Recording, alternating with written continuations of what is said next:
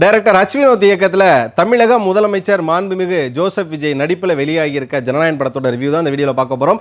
அது கூடவே இந்த படம் பகவந்த் கேசரியா இல்லையா, இந்த படத்தில் சென்சாரில் என்னென்னலாம் கட்டாயிருக்கு, எந்தெந்த விஷயங்கள்லாம் இப்போ அவர் சிஎம் ஆனதுக்கப்புறம் ஆட் பண்ணியிருக்காங்க அப்படிங்கிற ஒரு விஷயத்து கூடவே தளபதியோட கடைசி படம் அப்படிங்கிறதுனால சோகமாக இருக்கிறதா, இல்லை கடைசி படம் இப்படி இருக்கே அப்படின்னு சோகமாகிறதா அப்படிங்கிற ஒரு விஷயமும் இருக்குது. தளபதி ரசிகர்களுக்கு இந்த படம் கொண்டாட்டமாக இருக்கும், சினிமா ரசிகர்களுக்கு இந்த படம் எப்படி இருக்கும் அப்படிங்கிற பல விஷயங்கள் இந்த வீடியோவில் பேச போகிறோம். கொஞ்சம் சோகத்தோட மாலை முரசு வை பிரசன்ஸ். இது தளபதியோட கடைசி பட ரிவ்யூ. நான் உங்க விஜய் டாமினிக். மக்கள் அவனை கொண்டாடிக்கிட்டு இருக்காங்க. இப்போ கொன்ன கடவுளாயிடுவான். எப்பயுமே ஒரு படத்தோட ஒன்லைன் சொல்கிறதுக்கு முன்னாடி கொஞ்சம் எந்தூ இருக்கும். அது மட்டும் இல்லாமல் குறிப்பாக தளபடமோ தளபதி படமோ நம்ம தலைவர் கமல் சார் இவங்க படம்லாம் பேசுகிறப்பவே நம்மளுக்குள்ள ஒரு எனர்ஜியும் ஒரு ஜாலியும் இருக்கும். ஆனால் இந்த ரிவ்யூ கொடுக்குறப்ப நம்ம மனசுக்குள்ள ஒரு சோகமாக தான் இருக்கும். ஏன்னா இத்தனை ஆண்டு காலமாக நம்ம சினிமாவில் பார்த்து ரசித்த ஒருத்தவர், குறிப்பாக சொல்லப்போனால் என்னை மாதிரி சினிமா விமர்சனம் பண்ணக்கூடியவங்களோ சினிமா இன்டர்வியூ பண்ணக்கூடியவங்களோ சினிமா தான் வாழ்க்கைன்னு வந்தவங்க எல்லாருக்குமே விஜய் அப்படிங்கிறவர் மறக்க முடியாத அல்லது மறுக்க முடியாத ஒரு இடத்துல இருக்கக்கூடிய நபர். இன்றைக்கி அவர் தமிழக முதலமைச்சராக மாறிட்டார். அந்த விஷயத்தில் நம்ம பெருமைப்படலாம். ஆனால் இன்னொரு விஷயத்தில் அவரோட பிரசன்ஸ் இனிமேல் ஸ்க்ரீனில் இல்லைங்கிறத எங்களால் ஏற்றுக்கவே முடியலை. அந்த ஒரு வருத்தத்தோட இந்த ரிவ்யூக்குள்ள போயிடுவோமே. சம்பவம் பண்றவனு கேள்விப்பட்டிருப்ப, அதுல ரெக்கார்டு வைக்கிறவனு கேள்விப்பட்டிருக்கியா? ஜனநாயகன் இந்த படத்தோட ஒன்லைன் என்ன அப்படின்னு பார்த்தீங்கன்னா, ஜெயிலில் சிறை கைதியாக இருக்கக்கூடிய தளபதி வெற்றி கொண்டான் விஜய் அவர்கள் ஒரு பக்கம், அதே ஜெயிலில் ஜெயிலராக இருக்கக்கூடிய கௌதம் வாசுதேவ் மேனன் ஒரு பக்கம். தன்னோட கதையை தெரிஞ்சு அவருக்கு உதவி பண்ணுறதுக்காக கௌதம் வாசுதேவ் மேனன் ஒரு விஷயம் பண்ணுறாரு. அதனால் பார்த்தீங்க அப்படின்னா கௌதம் வாசுதேவ் மேனனை பணியிடை நீக்கம், அதாவது சஸ்பெண்ட் பண்ணிடுறாங்க. இது தெரிஞ்சதுக்கப்புறமா தளபதி விஜய் அவர்களுக்கும் கௌதம் வாசுதேவ் மேனன் அவர்களுக்கும் நெருக்கம் அதிகமாகிடுது. ஒரு கட்டத்தில் சிறையிலேருந்து விடுதலை ஆனதுக்கப்புறமா கௌதம் வாசுதேவ் மேனனை ஒரு நட்பு ரீதியாக பார்க்க போகிறாரு. அவர் பார்க்க போகிற நேரத்தில் ஒரு சின்ன விபத்தில் கௌதம் மேனன் அந்த கதையிலேருந்து விலகி போயிடுறாரு. அதுக்கப்புறமா அவரோட மகளை தன்னோட மகளாக நினச்சி வளர்க்கக்கூடிய விஜய் அவர்கள் இறக்கும்போது, அதாவது கௌதம் வாசுதேவன் இந்த படத்தில் இறக்கும்போது விஜய் அவர்கள்ட்ட ஒரு கோரிக்கை வச்சுட்டு போகிறார். என்னோட பொண்ணை வந்து நீங்கள் ஒரு ராணுவ வீரராக மாற்றிடணும் அப்படின்னு, எப்படியாவது மமிதா பைஜு ஒரு ராணுவ வீரராக மாற்றிடணும் அப்படின்னு சொல்லி ஒரு பக்கம் இவர் முயற்சி எடுத்துகிட்டு இருக்கார். அதே நேரம் பார்த்தீங்கன்னா மமிதா பைஜுக்கு ஃபியர்போபியான்னு சொல்லிட்டு ஒரு நோய் ஒன்று இருக்கும். அதாவது டக்குன்னு ஏதாவது ஒரு விஷயம் நடந்தால் டக்குன்னு பயத்தில் உறைஞ்சி போயிடுவாங்க. ஸோ எப்படி இவங்க மமிதா பைஜுவை ஆர்மி சோல்ஜராக மாற்றுறாங்க நம்ம யோசிச்சுட்டு இருக்க அதே நேரத்தில் பார்த்தீங்க அப்படின்னா, இதே மமிதா பைஜு செய்யக்கூடிய ஒரு விஷயத்தினால, ஒரு சின்ன உதவினால அவங்க மிகப்பெரிய இன்டர்நேஷனல் ஒரு கேங்ஸ்டர் கிட்ட மாட்டிடுறாங்க. அந்த இன்டர்நேஷனல் கேங்ஸ்டர்ஸ் என்ன பண்றாங்க அப்படின்னா, இந்தியாவை அடுத்த பாகிஸ்தானா மாற்ற போறோம்னு சொல்லி உள்ள ஒரு கன் கல்ச்சர், சிவில் வார், அதாவது மக்களுக்குள்ள ஒரு புரட்சி வெடிச்சு இங்க வந்து வேற விதமான ஆட்சியை நிலைநாட்டுறதுக்கான ஒரு மிகப்பெரிய பிளான், ஒரு பயோவார் மாதிரி ஒரு சிவில் வாரை பிளான் பண்ணிருக்காங்க. அந்த சிவில் வாரை நம்ம தளபதி வெற்றி கொண்டான் நம்ம ஜனநாயகன் விஜய் வந்து என்ன மாதிரி மாத்துறாரு, என்ன மாதிரியான ஸ்கிரீன் பிளே சொல்ல வச்சிருக்காங்க அப்படிங்கிற முழுக்க முழுக்க ஆக்ஷன் பீக்டான ஒரு டிராவல் தான் ஜனநாயகன். இதுல பல அரசியல்களையும் பேசியிருக்காங்க. என்ன அப்படின்னா, இங்கே அரசியல் தலைவர்களும் அதிகாரிகளும் வந்து அவங்களோட பதவிகளுக்காக கிடையாது, மக்களுக்காக தான் அப்படின்னு சொல்லி ஒரு மிக ஆழமான கருத்தையும், பல இடங்களில் ஊழல், லஞ்சம், இது மட்டும் இல்லாமல் இவ்வளோ வருஷமாக இருந்தவங்க செஞ்சு தவறு, மத அரசியல், ஜாதிய அரசியல், ஒடுக்கப்பட்ட அரசியல், ஓட்டு போடுறவங்கள தடுக்கிறதுன்னு சொல்லி பல விஷயங்களை சாட்டையை கழட்டி டமால் டுமால் அடிச்சிருக்காரு நம்ம முதலமைச்சர் விஜய் அவர்கள். இதுதான் இந்த படத்தோட ஒன்லைன், இதுதான் இந்த படத்தோட கிளைமேக்ஸ், இதுதான் படமே முடிஞ்சிருச்சு. ஸோ இதுதான் வந்து படத்தோட கதைக்களம் இல்லையா, இதுதான் பகவந்த் கேசரியோட கதை அப்படிங்கிற நமக்கும் தெரியும். இந்த படம் சென்சார்லாம் போயிட்டு வந்ததுக்கப்புறம் உள்ள என்ன மாற்றம் கேட்டிங்கன்னா ஒரு மாற்றம் கிடையாது. டைட்டில் கார்டில் மட்டும் மாற்றம் பண்ணியிருக்காங்க. அந்த கார்டு என்ன அப்படின்னு பார்த்தீங்கன்னா, அவங்களோட ரசிகர்கள் சொன்னதான், நீங்கள் படத்தை இப்போ ரிலீஸ் பண்ணிங்கன்னா தளபதி விஜய் அவர்கள் நடிப்பில்னு சொல்லி வந்திருக்கும். இந்த படத்தை நீங்கள் லேட் பண்ண தமிழக முதலமைச்சர் விஜய் அவர்களின் நடிப்பில் வரும்னு சொன்னாங்க இல்லையா, அதை இங்கே உண்மையாக்கி காட்டியிருக்காங்க. டைட்டில் கார்டு பக்காவான டைட்டில் கார்டு. இத்தனை வருஷம் விஜய் அவர்களோட லைஃப்பில் இருந்த ஃபிலிமோகிராஃபியில் இருந்த டைட்டில் கார்டோட பெஸ்ட் டைட்டில் கார்டு எதுன்னு கேட்டிங்கன்னா எல்லாம் லியோவை சொல்லுவோம். ஏன் அப்படின்னு கேட்டிங்கன்னா, அப்படியே அவர் திரும்புகிறப்ப கண்ணுக்கு ஒரு க்ளோஸை வச்சு தளபதி அப்படி சொல்லிட்டு ஒன்று வரும். இந்த படத்தில் பார்த்தீங்க அப்படின்னா அவருடைய மாண்புமிகு தமிழக முதலமைச்சர்னு சொல்கிறப்போ அவர் இப்போ சட்டசபையில் பண்ணார் இல்லையா, அப்படி ஒரு சைகை, அதோட ஒரு இன்ட்ரோ கார்டு வருது. அதுக்கப்புறம் பார்த்தீங்கன்னா அந்த லியோவில் வர்ற அந்த கண்ணு, அதுக்கப்புறமா ஒரு விஜய்னு ஒரு பேர் வர்றப்போலாம் ஃபேன்ஸுக்கு பயங்கர செலிப்ரேஷனாக தான் இருக்கும். சொல்லப்போனால் ஃபர்ஸ்ட் ஆஃப் வந்து ரொம்ப செலிப்ரேஷனான ஒரு ஃபர்ஸ்ட் ஆஃப். அதில் வந்து கதையெல்லாம் நவராது. ஃபர்ஸ்ட் ஹாஃபில் அந்த ப்ரீ இன்டர்வலுக்கு முன்னாடி ஒரு சீக்வன்ஸ் நடக்கும். அதான் மமிதா பைஜ் ஒரு உதவி பண்ணுவாங்கல்ல, அது நடக்கும். அதுக்கப்புறமா ஒரு ஃபைட் நடக்கும். ஃபைட்டுக்கு அப்புறமா தான் எம் கம்மிங் சொல்லி ஒரு வார்த்தை சொல்லுவார். அதுக்கப்புறமா செகண்ட் ஹாஃபில் தான் படமே, செகண்ட் ஹாஃபில் தான் கதை. ஆனால் ஃபர்ஸ்ட் ஹாஃப் யாருக்கா அப்படின்னு பார்த்தீங்கன்னா, அவர் சொன்னார் பார்த்தீங்களா, இந்த 63 படங்களில் என்னோட இத்தனை வருஷ வாழ்க்கையில் நீங்கள் என்னை கொண்டாடுனே, என்னை வாழ வச்சே, என் நெஞ்சில் குடியிருக்கேன், ரசிகர்களுக்கு ஒரு படம் பண்ண போகிறேன்னு சொன்னார் இல்லையா, அந்த படத்தை ஃபஸ்ட் ஹாஃபில் வச்சுருக்காரு. உங்களுக்கு தேவையான ஆக்ஷன் சீக்வன்ஸு, க்ளோஸ்அப் ஃப்ரேம்ஸு, தளபதி எங்கெங்கெல்லாம் நீங்கள் ரசிக்கணுமோ, அந்த ஜெயிலில் ஒரு பிரைசனர், அதாவது ஒரு கைதியாக இருக்கிறப்பவே வந்து ரொம்ப சார்மிங்காக காட்டினது, அது மாதிரியான பல விஷயங்களில் நம்ம வந்து தளபதி விஜய் அவர்களை அதிக அளவு ரசிக்க ஃப்ரேம்ஸ் வச்சுருக்காங்க. இது மட்டும் இல்லாமல் தளபதி கச்சேரி அப்படின்னு ஃபர்ஸ்ட் ஹாஃப்லேயே ஒரு பாட்டு இருக்குது. அந்த பாட்டிலே பார்த்தீங்க அப்படின்னா எப்போதுமே ஆஸ்தா விஜய் அவர்களோட படத்தில் இருக்கக்கூடிய அந்த நான் ஸ்டாப் அந்த சிங்கிள் டேக் டான்ஸாக இருக்கட்டும், அந்த ஸ்பெஷல் மூமெண்ட்ஸாக இருக்கட்டும், அது எல்லாருமே போட்டிருக்காங்க. உள்ளே சொல்லப்போனால் அனிருத்தோட அப்பியரன்ஸ் இருக்குது, இந்த படத்தோட ப்ரொடியூசரோட அப்பியரன்ஸ் இருக்குது, டான்ஸ் மாஸ்டரோட அப்பியரன்ஸ் இருக்குது. இது மட்டும் இல்லாமல் அந்த ஒரு நிமிஷம் ஆனால் ஒன் லாஸ்ட் டான்ஸ் அப்படின்னு சொல்லிட்டு அனிருத்தோட வாய்ஸில் வர்றப்போ பார்த்தீங்க அப்படின்னா அவரோட ஆரம்ப காலத்தில் ஆரம்பித்து போக்கிரியோட மியூசிக்கு, லியோவோட மியூசிக்கு, எல்லா படத்தில் இருக்கக்கூடிய பீட்டையும் எடுத்து போட்டு ஒரு சிங்கிள் டேக்கில் ஒரு டான்ஸ் ஆடிருக்காரு. அவரோட ரசிகர்களுக்காக ஒரு டான்ஸ் ஒன்று பண்ணியிருக்காரு. ஸோ அந்த தளபதி கச்சேரி ரொம்ப கமர்ஷியலாக இருக்கும். அதுக்கப்புறம் பார்த்தீங்கன்னா படம் மறுபடியும் வந்து அடுத்தடுத்த கதைகள், அதாவது மமிதா பைஜ் ஒரு ராணுவ வீரர் ஆக்கிறதுக்கான நகர்வுகளில் போயிட்டுருக்கும். அதே நேரம் மமிதா பைஜுக்கு இன்னொரு பக்கம் காதல் வாழ்க்கை, அந்த இடத்துல விஜய் என்னென்ன பண்ணுறாருங்கிற மாதிரியான விஷயங்களில் கதை நகர ஆரம்பிக்குது. அப்படியே ப்ரீ இன்டர்வல் வரக்கூடிய ஒரு மாஸ் ஃபைட். அதுக்கு முன்னாடி வரை ஒரு மாஸ் ஃபைட் கிடையவே கிடையாது. அது தளபதி திரும்பாரு, பின்னாடி இருக்கிற எல்லாம் அடிப்பாங்க. ஏன்னா அவருக்கு அப்படி ஒரு கதைகள் இருக்கும். அதுக்கப்புறம் பார்த்தீங்கன்னா அந்த ஃபேக்ட்ரி ஃபைட் ஒன்று இருக்கும்.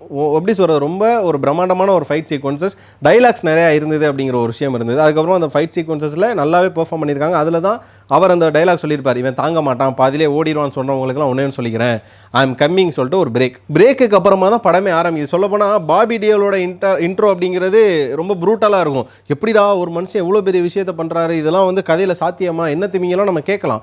ஆனால் அதுக்கேற்ற மாதிரி ஒரு பேக்ரவுண்ட் ஸ்டோரி ஒன்று வச்சிருக்காங்க. பாபி டியால் ஏன் அப்படி மாறினாரு, அதுக்கு முன்னாடி அவர் எப்படி இருந்தார், அவர் இப்படியாப்பட்ட ஒரு ஆளாக மாறுறதுக்கு என்ன காரணங்கிற ஒரு ரீசன் அங்கே வச்சிருக்காரு. தட்ஸ் அச் வினோத் அப்படிங்கிற ஒரு ரைட்டிங் இருந்தது. அதுக்கப்புறமா செகண்ட் ஹாஃபில் நடக்கக்கூடிய அந்த மூமெண்ட்ஸ் இருக்குல்ல, அடுத்து ஃபாஸ்ட்டாக இங்கே வந்து ஒரு மிகப்பெரிய கேங்ஸ்டர் வந்து ஒரு விஷயத்தை பண்ண போகிறாங்க, இல்லை இங்கே ஒரு அரசியல் மாற்றத்தையே இங்கே நடத்த போகிறாங்க, மாற்ற போகிறாங்கன்னா அவங்களுக்கு பின்னாடி யார் யாரெல்லாம் இருப்பா, வெறுமனே அரசியல்வாதிகள் கிடையாது, அரசு அதிகாரிகளும் அதுக்கு உறுதுணையாக இருப்பாங்க அப்படிங்கிறத வந்து நல்லா ரைட்டிங்கில் காமிச்சிருக்காரு. இருந்தாலும் பாபி டியோல் கூட இருக்கக்கூடிய நிறைய விஷயங்கள் பார்த்தீங்க அப்படின்னா கொஞ்சம் மிஸ்மேட்ச் ஆகிட்டே இருக்கும். இருந்தாலும் அந்த ஃபாஸ்ட் மூவிங்கில் நமக்கு தெரியாமல் இருக்குது.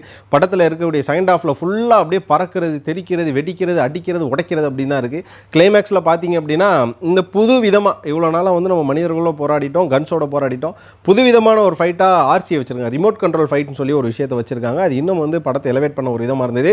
கிளைமேக்ஸ் ஆஸ் யூஷுவல் ஒரு காம்ப்ரமேக்ஸ் கிளைமேக்ஸ். அது மட்டும் இல்லாமல் படம் பார்த்து அவ்வளோ நேரம் ஃபீல் ஆகாதவன் கூட, தளபதி அவர்களோட கடைசி படம் ஃபீல் ஆகாதவன் கூட கடைசியாக லோகேஷ், நெல்சன், அட்லியோட அப்பியரன்ஸ்லாம் வர்றப்போ பார்த்தீங்கன்னா ஒரு டைலாக் சொல்லிட்டு போவார். அப்படியே படம் முடிகிறப்ப தி எண்டுன்னு போடுவானுங்க. இதுவரையும் தளபதி படத்தில் தி எண்டு வந்ததே கிடையாது. தி எண்டுன்னு ஒன்று போட்டு நம்மளை ஒரு மாதிரி பிரேக் பண்ணி இனிமேல் தளபதியோட படம் ரீரிலீஸில் மட்டும்தான் பார்க்க முடியுமா அப்படிங்கிற மாதிரியான ஒரு விஷயம் இருந்தது. அதுக்கப்புறமா பார்த்தீங்கன்னா குஷி படத்தில் ஆரம்பித்து அவர் கரண்ட்டில், அதாவது துல்லாத மனமும் துள்ளும், அதுக்கப்புறம் பார்த்தீங்கன்னா சக்கரை நிலவு, இது மாதிரி பல பாடல்கள் ஆனதெல்லாம் ஒரு பிளாக் அண்ட் ஒயிட் பண்ணி ஒன்று லேண்ட் டான்ஸ்னு சொல்லிட்டு அனிருத் வழக்கம் போல் நம்மளை அழுக விடுற மாதிரி ஒரு ஸ்லோ மோல சாங் போட்டிருந்தார். பார்க்குறப்பே ரொம்ப வேதனை ஆகிடுச்சு. இதுதான் அந்த படம் வந்து பார்த்து ட்ராவல் ஆகி இனிமேல் தளபதியை நம்ம ஸ்க்ரீனில் பார்க்க முடியாது. இனிமேல் அவர் வந்து ஒரு முதலமைச்சராக பார்த்து தான் நம்ம வந்து நம்ம பழைய மாதிரி இருந்துக்கணுங்கிறத ஃபீல் பண்ணி கொடுத்துட்டாங்க. இதுதான் ஜனநாயகன், சொல்லப்போனால் இதுதான் பகவான் கேசரி. இதை ஒரு பக்கம் விட்டுருவோம். அதுக்கப்புறம் சொன்னேன் பார்த்தீங்களா, இது வந்து ரசிகர்களுக்கு கொண்டாட்டமாக இருக்கும், சினிமா ரசிகர்களுக்கு எப்படி இருக்கும் அப்படின்னு. தளபதி ரசிகர்களுக்கு இது பயங்கரமான ட்ரீட். ஃபர்ஸ்ட் ஆஃப் பயங்கரமான ட்ரீட், சொல்லப்போனால் குட் பேட் அக்லி மாதிரி இருக்கும். செகண்ட் ஆஃப் கதைகளில் மூவ் பண்ணுறப்போ அங்கங்கே இருக்கக்கூடிய மாஸ் ஃப்ரேம்ஸ், மாஸ்களை வந்து அதையும் நம்ம ஏற்றுக்குவோம். ஆனால் சினிமா ரசிகர்களுக்கு இந்த படம் வந்து ஏமாற்றத்தை கொடுக்கும் அப்படிங்கிறதுல எந்த ஒரு மாற்றமும் கிடையாது. காரணம் என்னென்னா, ரைட்டிங்கில் நிறைய இடத்துல லூப்ஸ் இருக்குது. ஒரு பக்கம் கதை ஆரம்பத்தில் ஸ்டார்ட் ஆகும்போதே பார்த்தீங்கன்னா திடீர்னு இங்கே இருக்குது, அதுக்கப்புறம் பார்த்தீங்கன்னா ஆஃப்ரிக்காவில் ஒரு கண்ட்ரியில் போகுது, அதுக்கப்புறம் பார்த்தீங்கன்னா பாகிஸ்தானுக்கு போகுது. பாகிஸ்தானில் இருக்கவங்க எதுக்கு இந்தியன்ஸ்னு வரைஞ்சி சுட்டுட்டு இருக்காங்கிற ரைட்டிங் எக்ஸ்ப்ளனேஷன் இல்லை. சரி, ஓகே, நீங்கள் வந்து ஆஃப்ரிக்காவை வேற ஒரு விஷயத்துக்காக அப்படி மாற்றிட்டீங்க, ஒரு சிவில் வாருக்காக மாற்றினாங்கன்றிருக்கு. சிவில் வாரில் ஆஃப்ரிக்காவை மாற்றின பாபி டியோலுக்கு ஒரு கனெக்ஷன் காட்டுறீங்க, எதுக்கு பாகிஸ்தானை காட்டுனீங்க அப்படிங்கிற ஒரு விஷயம் இருக்குது. திரும்ப பாகிஸ்தானில் திரும்ப இந்தியாவுக்கு வராங்க. இந்த ஒரு சேஞ்சஸ் இருக்குல்ல, இதுக்கு பின்னாடி ரைட்டிங் டீடைல்ஸே இல்லை. அச்சு வினோத் இப்படி ஒன்று எழுதியிருக்காரா, சரி இந்த கதை எழுதிட்டாரு, இது செகண்ட் ஹாஃபில் வச்சிருக்கலாம். ஏன்னா செகண்ட் ஹாஃபில் தான் படம் ஸ்டார்ட் ஆகுதுல்ல, ஃபர்ஸ்ட் ஹாஃபில் நீங்கள் செலிப்ரேஷனாக வச்சிருக்கலாம் அப்படிங்கிற ஒரு விஷயம் இருந்தது. சரி, அதையும் விட்டுருவோம். இன்னொரு பக்கம் நீ என்னை பற்றி விசாரிச்சு பாரு, நான் யாரும் பாருன்னு சொல்லிட்டு ஒரு பக்கம் தளபதிக்கான டைலாக்ஸ் எழுந்ததுலாம் படத்தோட ஆரம்பத்துலேருந்து எண்டு வரை இதில் எழுதியிருக்க டைலாக்லாம் பார்க்குறப்போ ஒரு பக்கம் இந்த படத்தில் சிறுத்தை சிவா வந்து டைலாக் எழுதிட்டாரா அப்படின்னு இருந்தது. ஏன்னா எப்போதுமே அவர் அஜித் படங்களுக்கு ஓவர் ரேட்டடாக டைலாக்ஸ் எழுதுவார். அதுவும் விவேகம் படம்லாம் பார்த்தீங்கன்னா விவேக் ஓபராயே பயங்கரமாக புகழ்ந்து தள்ளுவார். அவன் வந்து ஓடி ஒளிகிற ஆள் இல்லை, தேடி அடிக்கிற ஆளுங்கிற ஒரு டைலாக்லாம் இருக்கும். அது மாதிரி இந்த படம் முழுக்க முழுக்க தளபதி அவர்களுக்கு ஓவர் ஹைப்டு டைலாக்ஸ். எப்போதுமே வந்து விஜய் அவர்களுக்கு இந்த ஓவர் ஹைப்டு டைலாக்ஸ் இருக்காது. ஒரு 4-5 டைலாக் வந்து அவர் பேசுவார், அது மக்களுக்காக பேசுவார், இல்லை ஆடியன்ஸுக்காக பேசுவார். அதர்வைஸ் வந்து ஆப்போசிட்டில் இருக்கவங்க பேசிட்டு மீதி எல்லாத்தையும் ஆக்ஷனில் காட்டக்கூடிய தளபதி படத்தில் முதல் முறையாக பார்த்தீங்கன்னா அதிக அளவு பில்டப் டைலாக்ஸ். அது மட்டும் இல்லாமல் எனக்கு என்ன ஆச்சரியம் அப்படின்னா, இது நாள் வரையும் ஸ்க்ரீனை பார்த்து ஐ எம் வெயிட்டிங் மட்டும் சொன்ன தளபதி ஒரு சில சீன்களில் ஸ்க்ரீனை பார்த்து ப்ரெசென்ஸ் பண்ணுற தளபதி இந்த படத்தில் முழுக்க ப்ரீச் பண்ணி நடிச்சிருக்காரு. ஸ்க்ரீனை பார்த்து நல்ல ஒரு டைட் க்ளோஸ்அப் வச்சு ஸ்க்ரீன் பார்த்து அதிகமாக மக்கள்கிட்ட கன்வே பண்ணியிருக்காரு. ஒருவேளை அது வந்து பிரச்சாரத்துக்கு முன்னாடி ரிலீஸ் பண்ணக்கூடிய ஒரு படம், மக்கள்கிட்ட பேசக்கூடிய ஒரு படமாக தான் எடுத்தாரோ அப்படிங்கிறது தெரிஞ்சுது. ஆனால் இதுக்கான ஆன்சர் அஸ்வினத்தை சொல்லிட்டார். என்னன்னா 200% இது வந்து விஜய் சாரோட ஃபிலிம் அப்படின்னு. அதனால வந்து இது விஜய் சாரோட ஃபிலிம் அப்படின்றதுனால இது எலெக்ஷனுக்கு முன்னாடி ரிலீஸ் பண்ணணும் பிளானில் இருந்ததுனால இது ஒரு பிரச்சார படமாக தான் நார்மலாக இருக்கக்கூடிய சினிமா ஆடியன்ஸ் வந்து அதை கன்சிடர் பண்ணுவாங்க அப்படிங்கிற ஒரு விஷயம் இருக்குது. ஒரு சில காட்சிகள் உள்ளே வச்சுருக்காங்கல்ல, அதில் பார்த்தீங்க அப்படின்னா கள்ளச்சாராயத்தால் ஏற்படக்கூடிய அந்த மரணங்கள், ஸோ அந்த ஒரு விஷயத்தை இம்பாக்ட் பண்ணுறாங்க. கள்ளச்சாராய மரணம் எப்போ நடந்தது, யாரோட ஆட்சியில் நடந்ததுங்கிறது நமக்கு தெரியும். அதுக்கு போலீஸ் ஆக்ஷன் எடுக்கலை, அதை வந்து கடைசி வரை யாருமே கண்டுக்கலைங்கிறது நமக்கு தெரியும். அந்த ஒரு காட்சியை அங்கே காட்சிப்படுத்தியிருக்காங்க. இது மட்டும் இல்லாமல் இந்த கள்ளச்சாராய மரணத்தை அப்படியே தூத்துக்குடியோட துப்பாக்கி சூட்டில் கனெக்ட் பண்ணியிருக்காங்க. ஸோ அந்த ஒரு இடத்துல இந்த படம் வந்து எதை சட்டையர் பண்ணுறாங்க, எந்தெந்த பார்ட்டிஸை சட்டையர் பண்ணுறாங்க அப்படிங்கிறது நல்லாவே தெரிஞ்சுது. இப்படியா பரபரப்பாக ஒரு பக்கம் போயிட்டு இருக்கு. ஆனால் இந்த காட்சிகள் வச்சதுனால என்ன சேஞ்சஸ் ஏற்படும் அப்படின்னா இனிமேல் சேஞ்சஸ் ஏற்படாது. ஏன்னா ஆல்ரெடி சேஞ்சஸ் ஏற்பட்டு பெரிய மாற்றம் நிகழ்ந்து இன்னைக்கு இந்த படத்தில் நடித்த நம்ம தளபதி விஜய் அவர்கள் மாண்புமிகு தமிழக முதலமைச்சராக செக்ரட்டரியேட்டில் உட்காந்துருக்காரு. அதனால மாற்றம் நிகழ்ந்துருச்சு. இந்த சீன் வந்து நமக்கு திரும்பவும் ஞாபகப்படுத்தும், இப்படிலாம் நமக்கு நடந்தது. ஆனால் அதனால இனிமேல் எந்த இம்பாக்டும் கிடையாது, இம்பாக்ட் ஆகிடுச்சு, அதுக்கான ரிசல்ட் வந்துருச்சு அப்படின்னு சொல்லி முடிக்கலாம். பரபரப்பாக நடக்கக்கூடிய இந்த காட்சிகளில் ஐயோ கோயிலை அடிச்சிருவாங்களா, ஐயோ இங்கே வந்து ரோபோ சண்டை போடுமா, தளபதி அடிச்சிருவாங்களா, மமிதா பைஜோ கொண்டுருவாங்களான்னு சொல்லி எல்லாம் பரபரப்பாக தேட்டரை பார்த்துருக்கோம். திடீர்னு ஒரு சிரிப்பு, அந்த சிரிப்பு வந்து கேலி பண்ணுறாங்க கிண்டல் பண்ணுறாங்கலாம் கிடையாது. இருந்தாலும் யாரா இவரை நாங்கள் எதிர்பார்க்கவே இல்லையடா அப்படிங்கிற மாதிரி உள்ள ஒரு சஸ்பென்ஸ் ரோலில் நம்ம ஐயா புசி ஆனந்த் என்கிற டி நகர் ஆனந்த், அன்னைக்கு அமைச்சராக இருக்கக்கூடிய நம்ம டி நகர் ஆனந்த் உள்ளே நடிச்சிருக்காரு. ஒரு பவர்ஃபுல்லான ரோல், அவ்வளோ பெரிய கலவரத்தை ஒரு 2 டைலாகில் முடிச்சு விட்டுன்னு போயிறாரு. அவர் பார்த்தப்போ கூட எல்லாருக்கும் அந்த ஒரு புன்னகையோ அந்த ஒரு சிரிப்போ வரல. அவர் டைலாக் பேசுகிறப்போ தான் அவரோட வாய்ஸ் கேட்டு எல்லாருமே என்ஜாய் பண்ணாங்க அப்படின்னு சொல்லலாம். கிளைமேக்ஸில் ஒரு பிளாஸ்ட் கிளாப்ஸை வாங்கியிருக்கார் ஆனந்த் அவர்கள். மக்களுக்கு நல்லது பண்றதுக்கு அரசியலுக்கு வாங்கடா, கொலை பண்றதுக்கு அரசியலுக்கு வரீங்க. செகண்ட் ஹாஃப்லேயே இது ஒரு கமர்ஷியல் ஃபிலிம் எடுக்கலாம். ஆனால் அஸ்வினோத்தோட கமர்ஷியல் படங்கள்லாம் நம்ம அவ்வளோ சீக்கிரம் எடுத்துக்க முடியாது. ஏன்னா இங்கே அஸ்வினோத் மேலே நம்மளுக்கு தனியான ஒரு பார்வை இருக்குது. அவரோட ரைட்டிங் வந்து ரியாலிட்டியில் வந்து இருக்கும் அப்படிங்கிறது தான். டக்குன்னு வந்து முதலமைச்சர் பேசிகிட்டு இருக்க அவ்வளோ பெரிய பில்டிங் வந்து ஹேக் பண்ணுறது, அங்கே வந்து நடக்கிறது, ஒரு இந்திய இராணுவத்தையே பாபி டியால் ஒத்தால் வந்து பார்த்திங்க அப்படின்னா அடிச்சு ஸ்மாஷ் பண்ணுறது, ஆஃப்ரிக்காவில் நடக்கிற அவ்வளோ பெரிய சிறை கைதிகளாக இருக்கட்டும், ஆஃப்ரிக்கன் கவர்மெண்ட்டை பாபி டியால் கவுக்கிறதுன்னு சொல்லி பாபி டியால் மனசு வச்சார்னா உலகத்தில் எந்த மூலையில் இருக்க நாட்டையும் கவுத்துறாருங்கிறத நம்மளால் ஏற்றுக்க முடியலை. ஏன்னா அது ஏங்கிறது நம்மளால் தெரியல, அது ரியாலிட்டியோட ஆப்ட் ஆகல. அந்த மாதிரியான ஒரு கனெக்டிவிட்டி பெரிய ரைட்டிங்கும் கொடுக்கல, பெரிய பேக்ரவுண்ட் கொடுக்கல. சொல்லப்போனால் ரோலெக்ஸுங்கிற ஒரு கேரக்டர் அதை வந்து கேமியோ வந்தனால நம்மளுக்கு ஓகே ஆயிடுச்சு. ஆனால் அந்த ரோலெக்ஸுங்கிற டீட்டெயில் பண்ணுறப்போ நம்ம காணாமல் போயிடுவோம். அது மாதிரி இங்கே பாபி டியால் அப்படிங்கிற ஒரு கேரக்டர் அவர் ஏன் அப்படி சேஞ்ச் ஆனாருங்கிறதுக்கு ஒரு ஜஸ்டிஃபிகேஷன் இருக்குது. ஆனால் அவரால் இவ்வளோ பண்ண முடியுங்கிறதுக்கான ஜஸ்டிஃபிகேஷன் இல்லை. அது வந்து சினிமா ரசிகர்களுக்கு ஒரு ஏமாற்றம். தளபதி ரசிகர்கள் இந்த படத்தை நல்லா கொண்டாடுவாங்க, ஆனால் சினிமா ரசிகர்கள் கண்டிப்பாக அந்த படத்தை விமர்சனம் செய்ய தான் ஆரம்பிப்பாங்க. அதுக்கப்புறமா இன்னொரு வார்த்தை சொன்னேன், தளபதியோட கடைசி படம் அப்படிங்கிற சோகம் அப்படிங்கிறது ஒரு பக்கம், கடைசி படம் இப்படி அமையணுமாங்கிற சோகம் ஒரு பக்கம் சொன்னேன். அது உண்மைதான். ஒரு பக்கம் இத்தனை நாள் நம்ம ரசித்த இப்படி இருந்த தளபதியோட படம் வந்து கடைசி படம்ங்கிறது நம்ம சோகமாக இருந்தது. ஆனால் தளபதியோட கடைசி படம் முழுக்க விஜய் சாரோட படமாக இருந்திருக்கலாம். அவரோட யூஸ்வல் ஒரு ஃபேமிலி ஆடியன்ஸும் அவங்களோட ஃபேன்ஸுக்கான ஒரு படமாக இருந்திருக்கலாம். வழக்கம் போல் அவர் வந்து சொசைட்டிக்கு சோஷியலுக்கு சொல்கிற ஒரு கருத்தோடு போயிருக்கலாம். அதை தாண்டி மத அரசியல் ஜாதி அரசியல் பேசினா ரொம்ப நல்லா இருந்தது. ஆனால் தமிழ்நாட்டுன்னு வர்றப்போ அவர் நிறைய விஷயங்களை இன்புட் பண்ணியிருந்து அது எப்படி விஜய் சார் அக்செப்ட் பண்ணார், விஜய் சார் எப்படி இந்த ஒரு படத்தை பண்ணார், இல்லைனா அஸ்வினோத் சார் எப்படி இந்த கதைக்கு காம்ப்ரமைஸ் ஆனார் அப்படிங்கிற ஒரு விஷயமும் இருக்குது. ஆனால் இது 200% விஜய் சார் படமான்னு கேட்டிங்கன்னா கண்டிப்பாக கிடையாது. கொஞ்சம் மாற்றங்கள்லாம் இருக்குது. நீங்கள் வந்து 200% சொல்லிட்டு ஒரு 100%ஆவது நீங்கள் விஜய் சார் படமாக கொடுத்துருந்தீங்க அப்படின்னா இன்னும் கொஞ்சம் சந்தோஷமாக இருந்திருக்கும். சேடு தான், தளபதியோட கடைசி படம்ங்கிறதும் சேடு. தளபதியோட கடைசி படம் இன்னும் கொஞ்சம் நல்லா இருந்திருக்கலாம் அப்படிங்கிற சேடும் ஒரு பக்கம். ஓவராலாக ஜனநாயகன் நம்மளை கொஞ்சம் கவலையிலையும் கொஞ்சம் விமர்சனத்துக்கும் உள்ளாக்கியிருக்குன்னு சொல்லலாம். உங்களுக்கு ஜனநாயகன் எப்படி இருந்தது அப்படின்னு கண்டிப்பாக கமெண்ட்டில் சொல்லுங்கள். இந்த வீடியோ பிடிச்சிருந்தா லைக் பண்ணுங்கள், ஷேர் பண்ணுங்கள். மறக்காமல் மாலை முரசு வைபை சப்ஸ்கிரைப் பண்ணிவிட்டு பக்கத்தில் இருக்க பெல் ஐக்கானை கிளிக் பண்ணிக்கோங்க.